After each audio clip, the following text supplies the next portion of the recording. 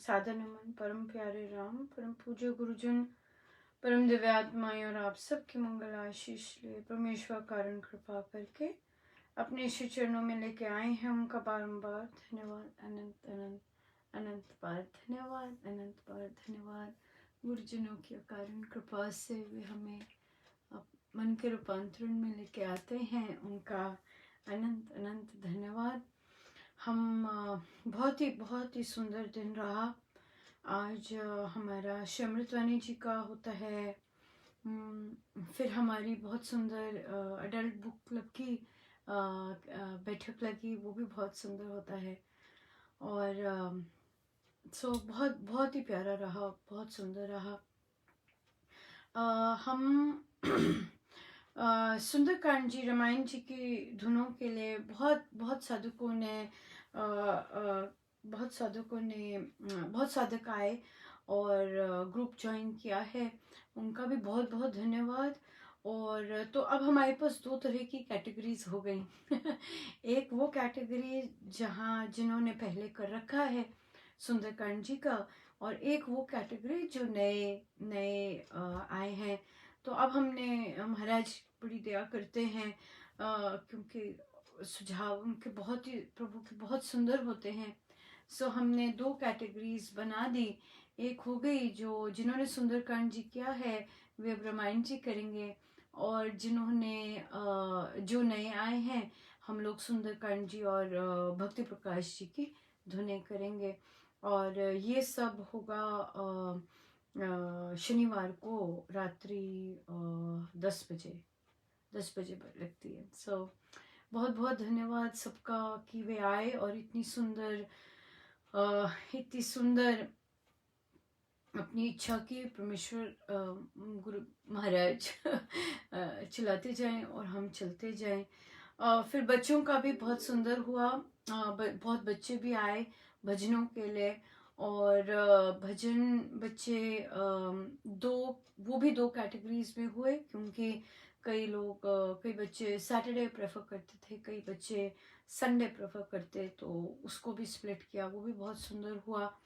और या बहुत सुंदर महाराज ग्रो कर रहे हैं स्वयं ही, और हम उसका भरपूर आनंद लेते हैं, बहुत ज़्यादा बहुत ज़्यादा।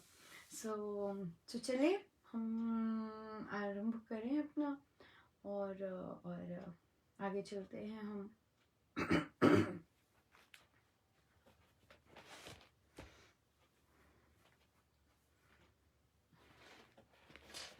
बहुत इंटरेस्टिंग रहा। अमृतवाणी जी में एक साधिका जी पूछ रहे थे क्या मैं ढोलक से कर सकती हूँ। उनको बिल्कुल कर सकते हैं, आप ढोलक से कर सकते हैं। कहते पर मेरे पास ढोलक नहीं है।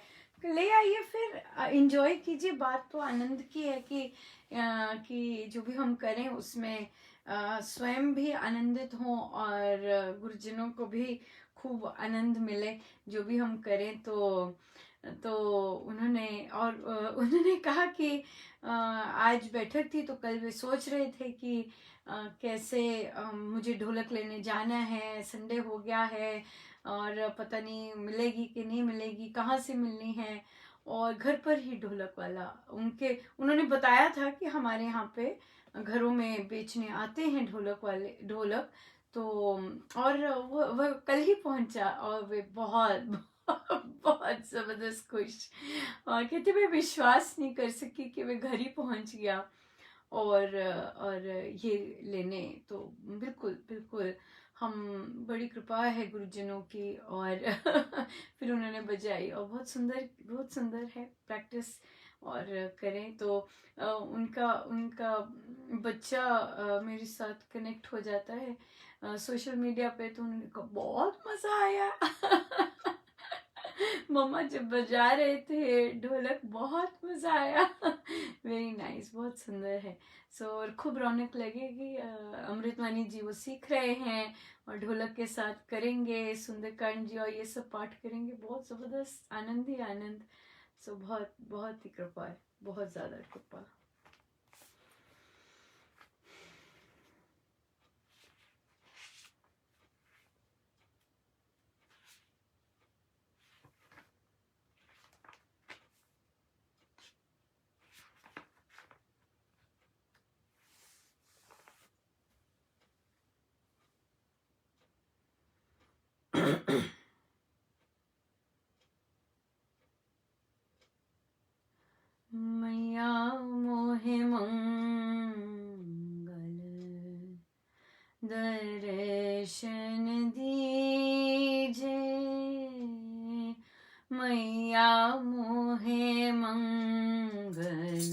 दर्शन दीजे मैया मोहे मंगल दर्शन दीजे दर्शन दीजे दर्शन दीजे दर्शन दीजे दर्शन दीजे मैया मोहे मंगल दर्शन दीजे मैया मोहे मंगल दर्शन दीजे विमल तेजोमय मधुर मूर्ति मनोगमा में निहारू मनोगमा में निहारू ममता मंदिर में माँ मेरी ममता मंदिर में माँ मेरी अपना मुझे कर लीजे मैया मोहे मंगल दर्शन दीजे मैया मोहे मंगल दर्शन दीजे भले भाव भीतर सब जागे भक्ति भाव भर आवे भक्ति भाव भर आवे भारी भरोसा भगवती पाऊं भारी भरोसा भगवती पाऊं ऐसी करूं ना कीजे मैया मोहे मंगल दर्शन दीजे मैया मोहे मंगल दर्शन दीजे तेरा प्रेम बसे अंग अंग में तेरा राग आला तेरा राग आला वे मैं कर्म करूं जिससे तू वे मैं कर्म करूं जिससे तू मुझ पे मैया रीझे मैया मोहे मंगल दर्शन दीजे मैया मोहे मंगल दर्शन दीजे दर्शन दीजे दर्शन दीजे दर्शन दीजे दर्शन दीजे मैया मोहे मंगल दर्शन दीजे मैया मोहे मंगल दर्शन दीजे मैया मोहे मंगल दर्शन दीजे मुझे अपने रंग में रंग दे माँ रंग दे माँ मुझे अपने रंग में, रंग दे माँ मुझे भक्ति रंग में, रंग दे माँ मुझे अपने रंग में, रंग दे माँ मुझे भक्ति रंग में, रंग दे माँ मुझे अपने रंग में, रंग दे माँ मुझे भक्ति रंग में, रंग दे माँ मुझे अपने रंग में, रंग दे माँ मुझे भक्ति रंग में, रंग दे माँ मुझे भक्ति रंग में, रंग दे माँ मुझे भक्ति रंग में, रंग दे माँ।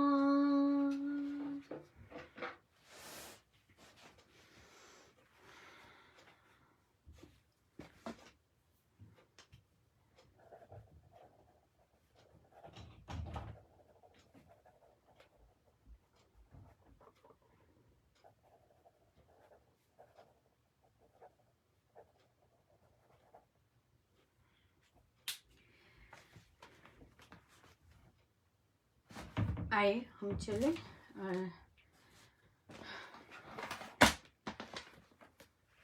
कथा प्रकाश जी पर।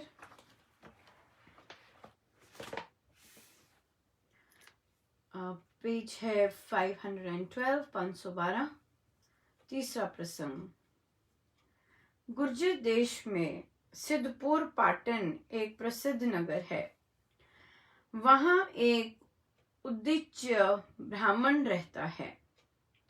वह अपनी ज्ञान से, विद्या बल से, आचार विचार से, बुद्धि विवेक से, सेवा परहित से और भजन ध्यान से उस सारे प्रांत में पूजा जाता था। एक दिन लोग उसके पास एक स्त्री ले आए और उसको कहने लगे, पंडित जी, यह स्त्री बड़ी पाप कर्मणी है और पतिता है। इसने अपने सती धर्म को नष्ट कर दिया है। हम इसको जाति और देश से बाहर निकाल देना चाहते हैं।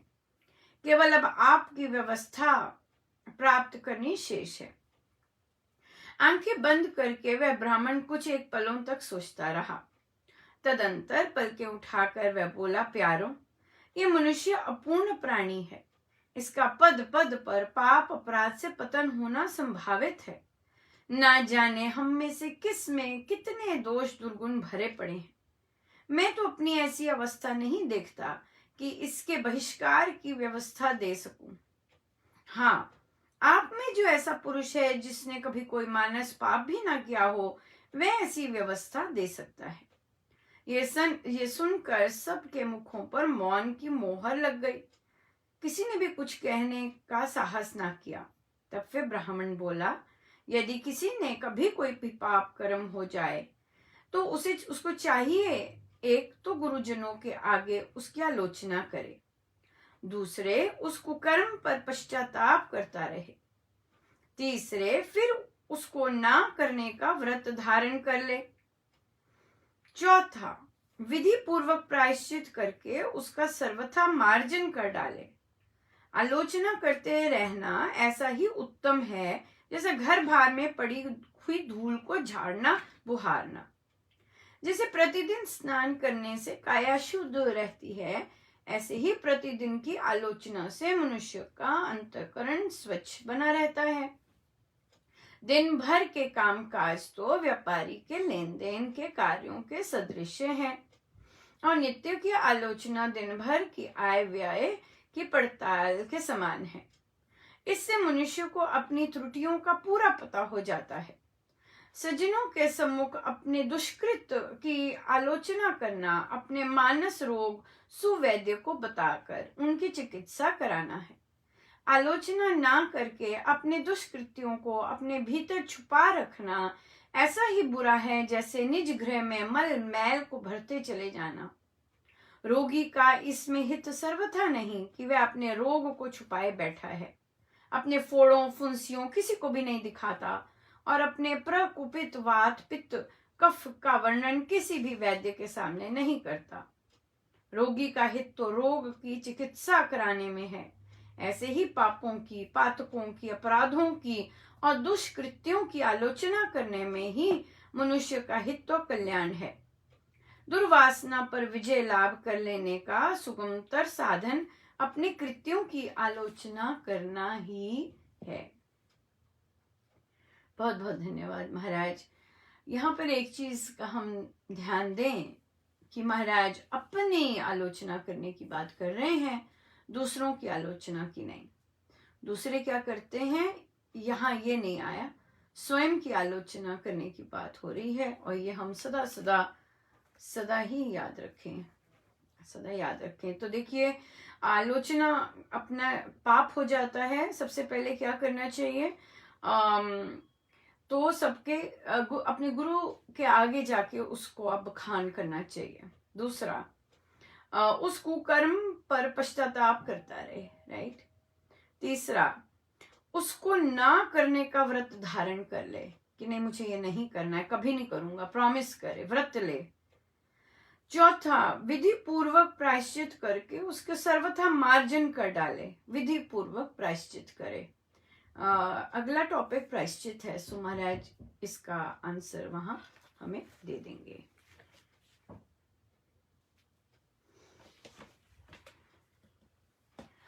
हमारे प्रश्न कुछ एक इसी तरह से आए और हम देखते हैं कि कैसे महाराज ने पहले ही हमें उत्तर दे दिया है और हम कैसे चलें।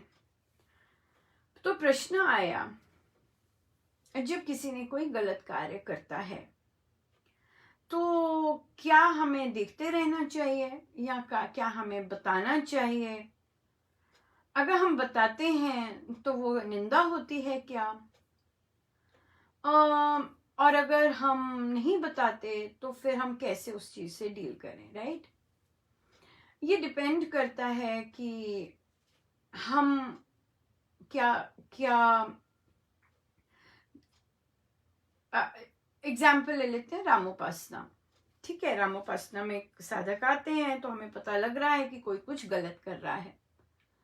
अब देखिए, हमने देख लिया, अगर तो उनके गलत करने से किसी को हानि होगी, राइट, तो फिर हम जरूर बात करें किसी से कि भी ऐसे लगता है, ऐसे तो हानि हो जाएगी, ऐसे तो गलत प्रैक्टिसेस चल रही हैं, है ना, कि तो वो चीज की बात करनी जरूरी है। बट जब अगर अधिकतम चीजों में क्या है कि अगर हम बात भी करते हैं उसका जरूरी नहीं कोई इफेक्ट हो, तो हम क्या उन्हें छोड़ दें, निकाल दें? क्यों हमें ये रिपोर्ट मिली है भाई, तो आप ये छोड़ जाइए यहाँ पर, क्या ऐसे कर दें? फॉर एग्जाम्पल, एक बच्चा, राइट, और बच्चा आया नहीं, बहुत देर से बताया भी नहीं कि नहीं आएगा, राइट, और सडनली एक दिन आ गया। तो जब वो एक दिन आ गया तो बोला भी, अब आप कैसे आ गए भाई, आप तो इतने दिनों से बुक क्लब के सत्संग में नहीं आई है, तो सत्संग है, राइट, और नहीं मैं तो बाहर गया हुआ था, तो हमें तो नहीं पता बाहर गए थे या छोड़ दिया था आपने। हाँ बताया नहीं, तो फिर अभी नहीं आ सकते क्योंकि बहुत सारा मिस हो गया है। तो बात वहीं खत्म हो गई। तो कुछ दिनों बाद फिर महाराज लेके गए, अरे दिखाया महाराज ने कि अरे तुमने तो इससे बात की थी कि नहीं ये नहीं आएगा, फिर आया हुआ है। तो पूछा भाई आप कैसे यहाँ पे फिर से, आपको तो नहीं आने को कहा था, क्योंकि आप आपने गुरुजनों का सम्मान नहीं किया। और नहीं मैं तो गुरुजनों का सम्मान करता हूं। नहीं, सत्संग में आपको आप एक नियम से कुछ सीख रहे हैं, पुस्तक चल रही है, आप 4 या 7 चैप्टर आपने नहीं किए और 8वें चैप्टर पे आप आए हो, आपको तो कुछ भी नहीं पता 7 चैप्टर में क्या हुआ है। ये तो वॉक इन कर लिया, जम्मत जी वॉक इन कर लिया है ना। क्यों? क्योंकि बहुत चीजें रीजन है उसकी, जब मर्जी वॉक इन कर लिया, निकाला नहीं। और सादिका जी भी भूल गए क्योंकि उनका अपना व्यस्त बहुत ज्यादा चल रहा था जीवन, तो वो निकालना भूल गए। तो फिर जब सादिका जी ने पूछा कि भाई आप क्यों आए हो, उसने लिंक ज्वाइन कर लिया। साधक लोग निकालने में डरते हैं थोड़ा सा, शायद अच्छा नहीं लगता उन्हें कि निकाल दिया जाए किसी को, तो उसके कारण फिर इनडिसिप्लिन तो होता ही है, वो फिर हमें फेस करना पड़ता है क्योंकि वो लोग निकालते नहीं है। चलिए कोई बात नहीं, अब ये चीज है। तो फिर तो बच्चे ने बोला कि उसने तो बोल दिया था आजा, तो और सादिका जी ने वहां लिख दिया। तुमने कहा ओह ये तो भारी गड़बड़ हो गई, मैंने तो नहीं कहा था आने को।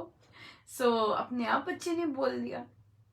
तो पर बच्चे से वार्तालाप हो गई थी कि बच्चे ने कहा मैंने तो नहीं गुरुजनों का निरादर किया, अनादर किया। तो बच्चे को बताया कि जब हम गुरुजनों की ये सब गुरुजनों का है, और अगर हम इतना सभ्य शिष्ट व्यवहार नहीं करते कि हम बता दें कि हम नहीं आएंगे, तो ये तो अपमान ही हुआ ना, ये तो अपमान हुआ।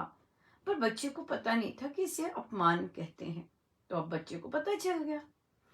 तो फिर सादिका जी को कहा कि क्योंकि बच्चे को ज्ञान नहीं था, इसके कारण उससे ऐसे पाप हो रहे थे और अनुचित बिहेवियर हो रहा था, जो कि एडल्ट्स भी करते हैं, राइट। हम लोग सत्संग लगाते हैं, नियमित आना होता है और बताते नहीं है, तो ये तो अपमान ही होता है।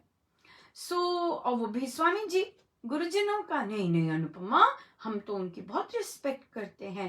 देखिए, एक होता है मन में श्रद्धा और एक होता है उसको प्रैक्टिस कैसे करते हैं, है ना। जैसे हमारा आचरण कैसा होता है, जब हमें श्रद्धा होती है किसी भी चीज के प्रति, तो मन में है पर आचरण वैसा नहीं है, तो हमारा मन और आचरण का तालमेल कर हमारी सोच और करनी का तालमेल नहीं बना, है ना। इसलिए बहुत सारे लोग, आपने मुझे निकाल क्यों दिया, आपने भाई अपमान किया, आप तो आए नहीं, आपने बताया ही नहीं, किसी को इन्फॉर्म भी नहीं किया। ये एडल्ट्स भी करते हैं, तो उनके बच्चे भी ऐसे करते हैं। क्यों? क्योंकि पता ही नहीं कि ऐसा करना अपमान होता है, अनादर होता है।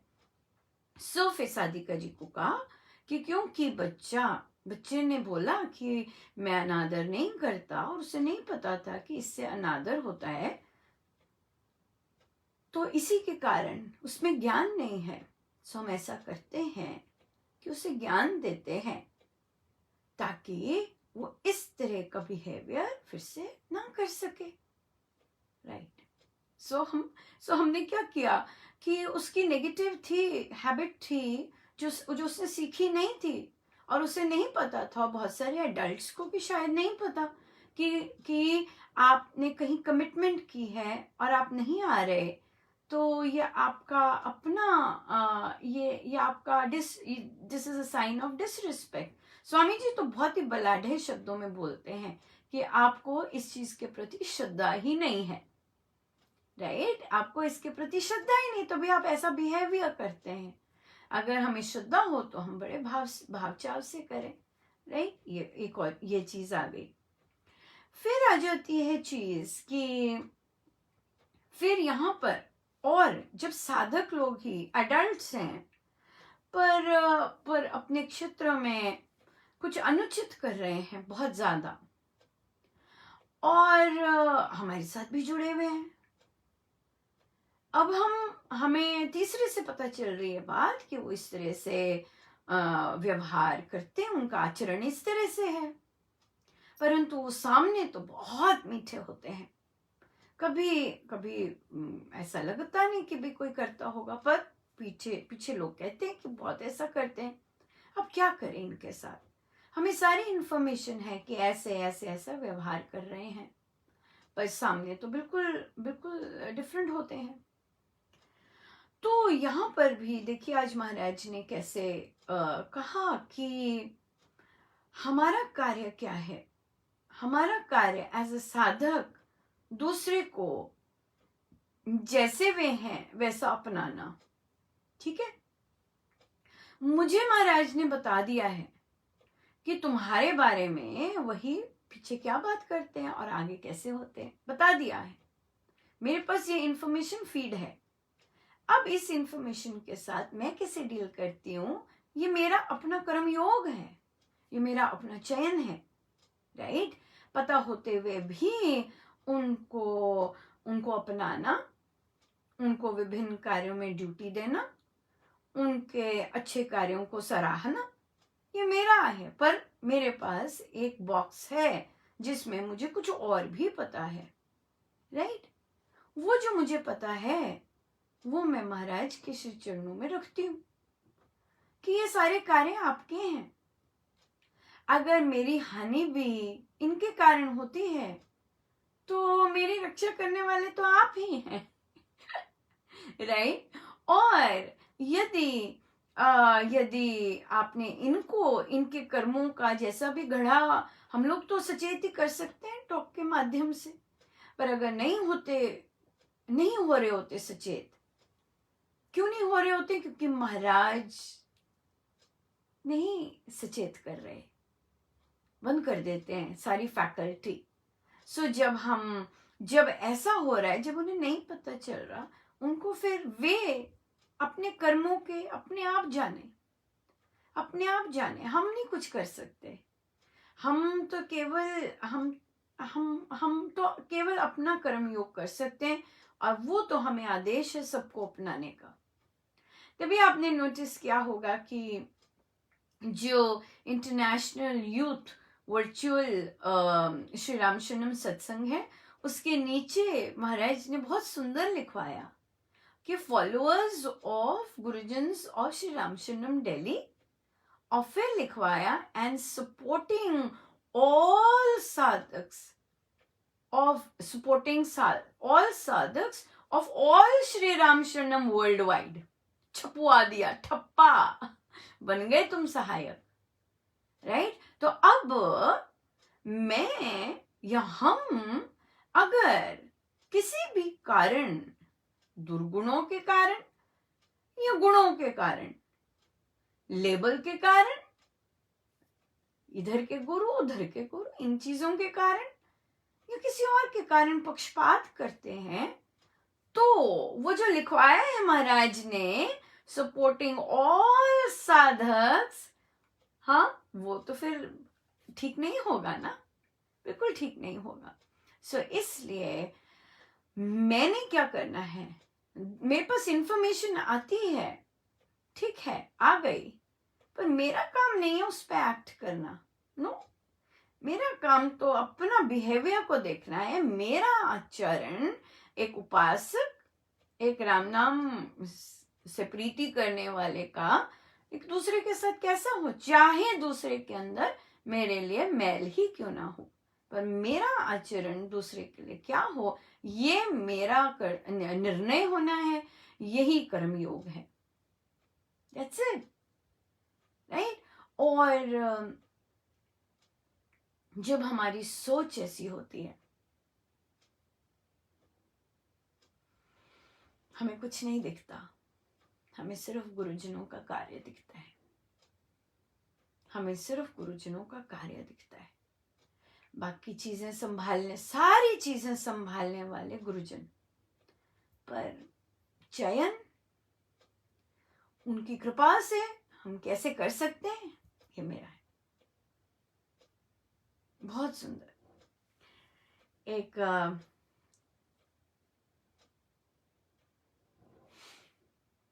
एक साधिका जी, उनको अपनी संस्था में भरपूर तिरस्कार मिला, यहाँ तक कि हर चीज निकाली गई, पर वे फिर भी अपनी संस्था में बड़े भावचाव से जाती हैं, अपने गुरुजनों के कारण जा रही, चाहे बाकी लोग जैसे मर्जी किए। अब क्या हो गया कि एक दिन कुछ गड़बड़ हो गई, टेक्निकल प्रॉब्लम। उन साधिका जी ने बताया कि आधा सेकंड भी नहीं लगा उन्हें कूदी मारने के लिए, जबकि सारा सिस्टम बंद था, पर वो जिस तरह कूदी मारी हेल्प करने के लिए, सपोर्ट करने के लिए, पर रास्ते बंद थे।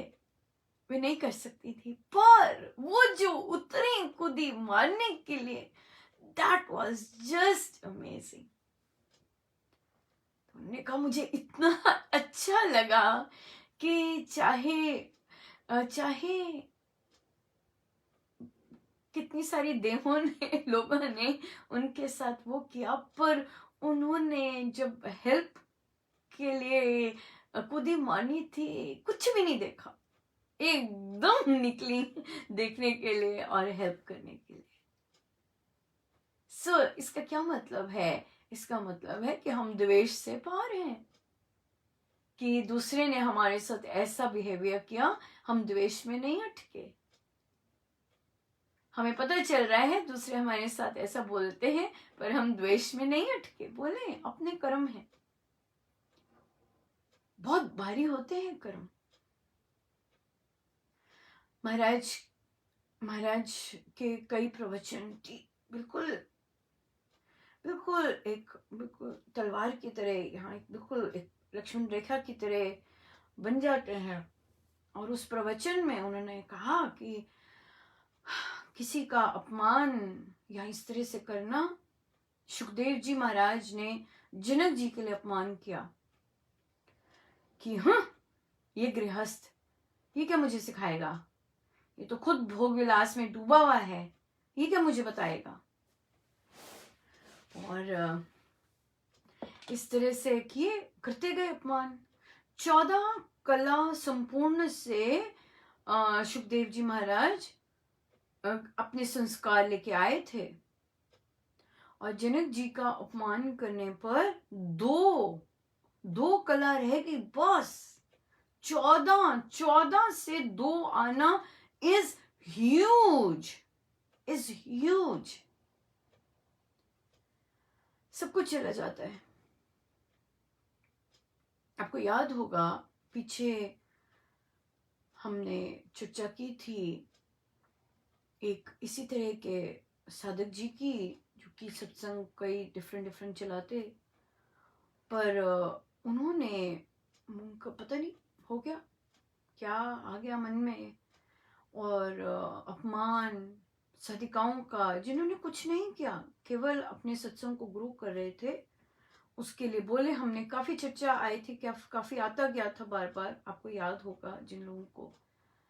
तो यहाँ तक कि वो घर जाके भी अपमान करके आए, जाप से उन्हें चिढ़ हो गई और जाप के विरुद्ध ही बोलने लग गए। साधकों ने उन्हें महाराज का प्रवचन दिखाया, महाराज का ग्रंथ दिखाया, उसके बावजूद वे उन्हें हो गया। वे साधक बहुत ऊंची अवस्था के रहे, बहुत शारीरिक कष्ट, मतलब बहुत बीमारियों का होते हुए भी वे बहुत सुचारू रूप से गुरुजनों के कार्य करते। पर अब आज की डेट में वो अपने कमरे से उठकर नीचे सत्संग पे नहीं जा सकते। अब उन्हें केवल ऑनलाइन ही सत्संग कर सकते हैं। अपने घर पर सत्संग होता है, वहां भी नहीं जा सकते। कितनी दुख की बात है। सो ये चीजें जो संत गण हमें सचेत करते हैं, हमें अवेयर करते हैं, इस पे बहुत ज्यादा ध्यान से चलना चाहिए। ऐसे ही नहीं चलना चाहिए, बड़े फूक फूक के अपने कदम रखने चाहिए। हमें सामने के सामने दिखा रहे हैं कैसा होता है, राइट? तो मुझे बहुत स्ट्रॉन्ग आ रहा था कि उन साधक जी को, जिन साधिका का उन्होंने अपमान किया था, उन्हें अपने सत्संग में श्री अमृतवाणी जी का गाने की ड्यूटी देनी चाहिए। बहुत जोर के आ रहा था, पर मेरा कुछ बनता नहीं है ना ऐसा कहना। मेरे से किसी ने पूछा नहीं, मेरे से कुछ किसी ने कहा नहीं, पर वो जो उन्होंने उस साधिका के प्रति अपमान किया था उनके घर जाके, उन्हीं साधिका जी को उन्हें अपने सत्संग में ड्यूटी देनी चाहिए, श्री अमृतवाणी जी की। या रविवार को दें। आया था, परमेश्वर करने वाले हैं, कृपा अगर हो जाए तो बहुत सुंदर बात है। ये आया था।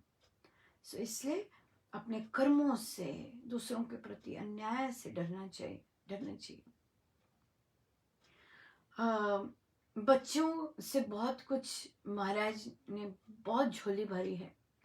बहुत बहुत सुंदर बच्चे, बहुत जबरदस्त सुंदर बच्चे दिए हैं, जो कि न केवल बुक क्लब भाग चाव से लगाते हैं, बल्कि सत्संग, भजन, अमृतवाणी जी बड़े भाग चाव से करते हैं। ये सारे बच्चे महाराज के श्री चरणों में बहुत जबरदस्त, बहुत जबरदस्त। सो रिसेंटली एक video I guess Jhabua Hoshangabad के एक नन्हे से 8 साल के बच्चे की फॉरवर्ड हुई और उसकी वीडियो बनाई गई, उसके सुंदरकांड जी की, और वो फॉरवर्ड हुई। अब मुझे साधकगण जरूर भेजते हैं, आई गेस क्योंकि शायद मैं बच्चों के साथ लगी हूँ, पर मुझे समझ नहीं आता क्यों भेजते हैं। पर हो सकता है वो इसलिए भेजते हैं कि उनको इतना आनंद आया कि मैं बच्चों के साथ लगी होती हूँ तो बहुत आनंद आया।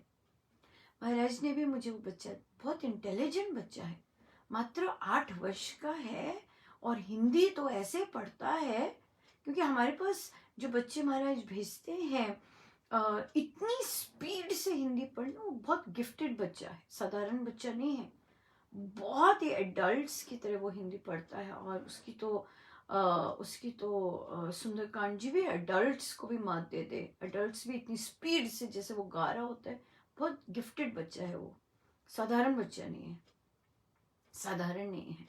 सो 8 वर्ष पर इतनी तेज हिंदी पढ़ना मायने रखता है, बहुत मायने रखता है बहुत जबरदस्त मायने रखता है। बहुत तेज हिंदी पढ़ रहा था, गा रहा था, बहुत एक्सपर्ट्स की तरह कर रहा था, साधारण बच्चा नहीं। सो बड़ी कृपा है, महाराज दिखाते हैं, बहुत सुंदर बात है। हम लोग तो, हम जो हैं अनुपमा साधारण है, और हम लोग नॉर्मल चीजें नॉर्मल तरह से करते हैं। हाँ, हम बहुत कृपा है कि इतना कुछ हो रहा है। बच्चे भी ग्रास रूट लेवल से हैं, उनके कोई गुरु नहीं है। यहाँ पर जो बच्चे हैं उनके गुरु महाराज हैं, और यहाँ पर जो बच्चे सीखते हैं वे स्वयं सीखते हैं, उन्हें कोई टीचर नहीं है।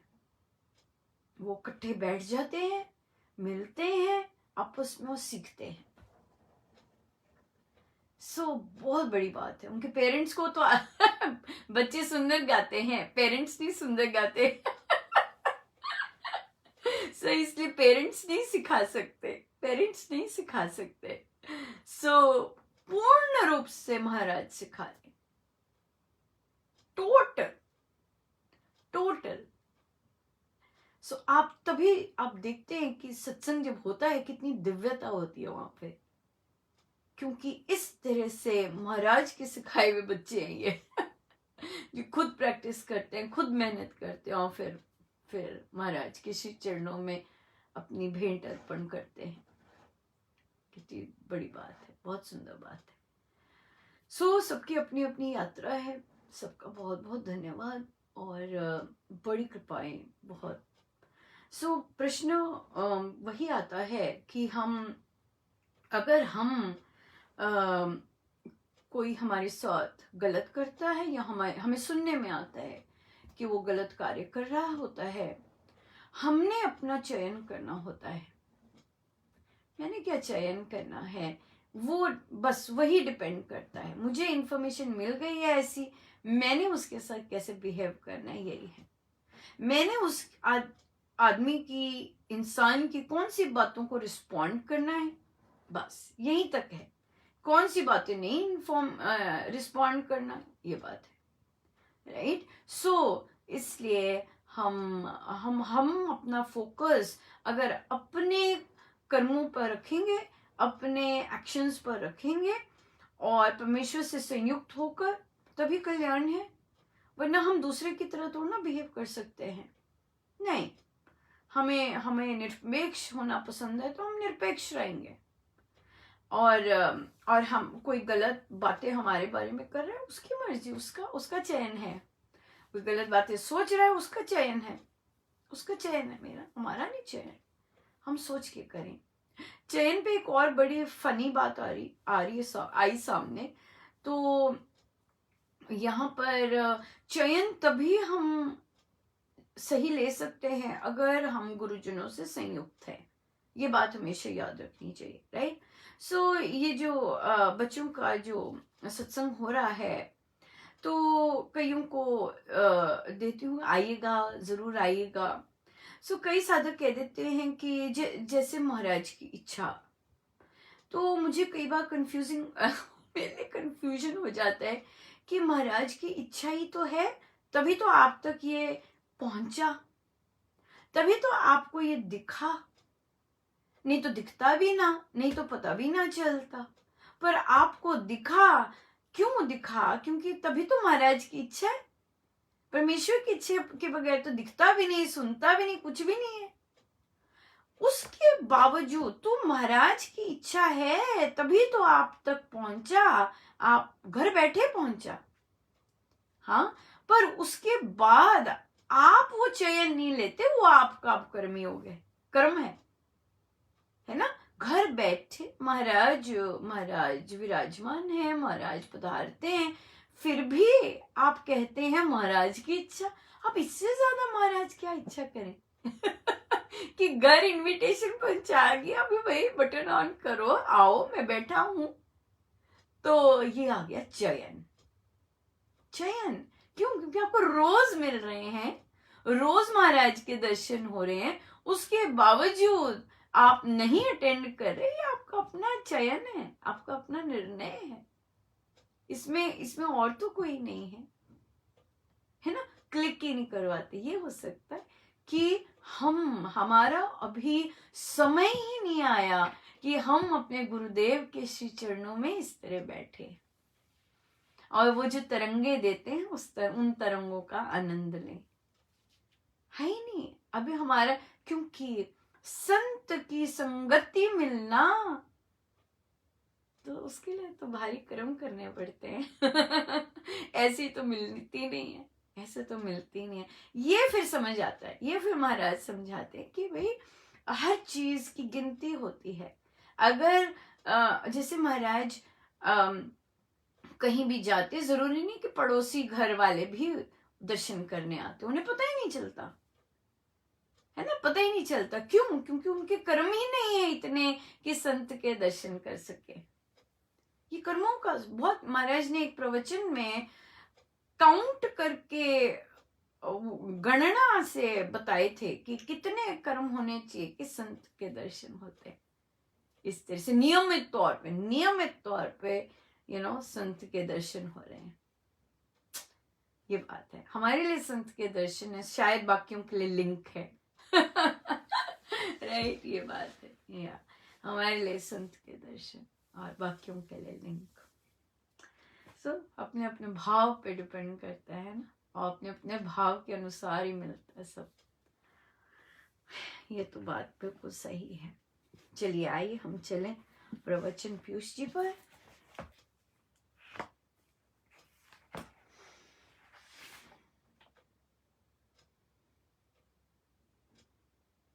पेज 487।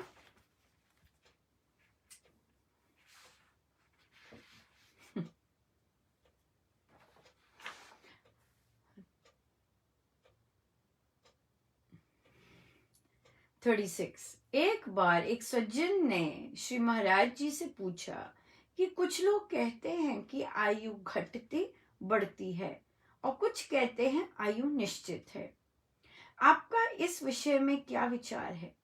महाराज जी ने मंद मुस्कान से बताया कि क्या लेना आयु के घटने बढ़ने से। जितना समय मनुष्य जीवे शुभ कर्म और परोपकार के लिए जीवे। क्या बढ़िया है ना, बहुत सुंदर बहुत सुंदर। जितना भी जिए शुभ कर्म और परोपकार के लिए जिए, जितना भी जिए, जितना भी जिए।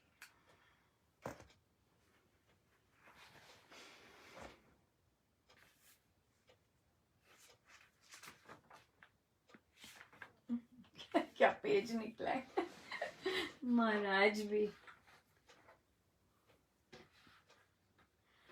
संतां दा संग बड़े भागां नाल मिलदा, संतां दा संग बड़े भागां नाल मिलदा, लैंदे ने कोई करमां वाले, लैंदे ने कोई भागां वाले, संतां दा संग बड़े भागां नाल मिलदा, संतां दा संग बड़े भागां नाल मिलदा, लैंदे ने कोई करमां वाले, लैंदे ने कोई भागां वाले, कई जन्मां दा पुण जे होवे तां संतां दा संग जी होवे, संतां दे संग नाल तर गईयां संगतां, संतां दे संग नाल तर गईयां संगतां, तरदे ने कोई करमां वाले, तरदे ने कोई भागां वाले, संतां दा संग बड़े भागां नाल मिलदा, संतां दा संग बड़े भागां नाल मिलदा, लैंदे ने कोई करमां वाले, लैंदे ने कोई भागां वाले, संतां दे संग विच बड़ी वडियाई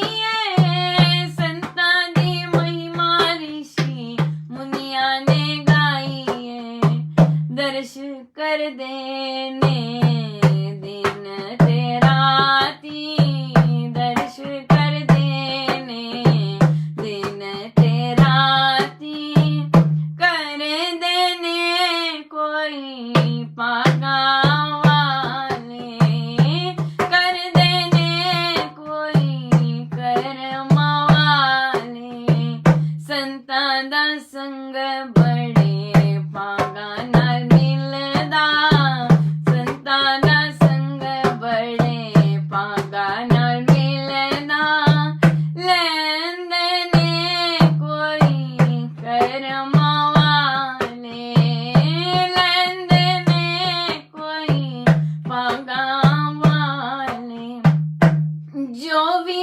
तेरे दर ते आवे, बिछड़िया रूहां दा मेल करावे, भटके होइयां नूं रस्ते पावे, भटके होइयां नूं रस्ते पावे, पैंदे ने कोई भागां वाले, पैंदे ने कोई करमां वाले, संतां दा संग बड़े भागां नाल मिलदा, संतां दा संग बड़े भागां नाल मिलदा, लैंदे ने कोई करमां वाले, लैंदे ने कोई भागां वाले, जो संतां दी संगति पावे, निर्मल मन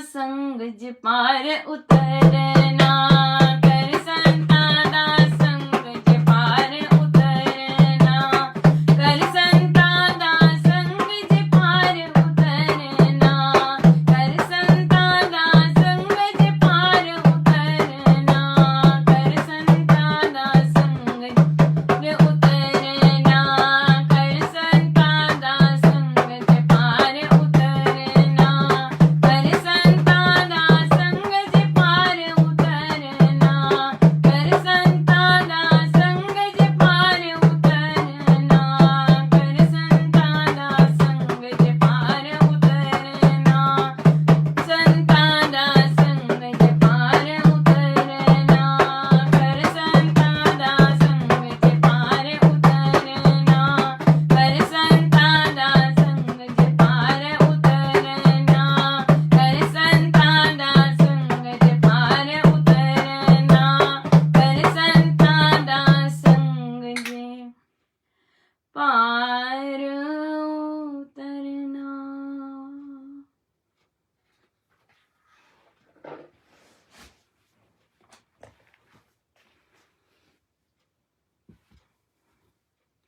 आइए हम सीधे होकर बैठे। मैं प्रभु अपने गुरुजनों के श्री चरणों में बारंबार नमन, अनंत बार नमन।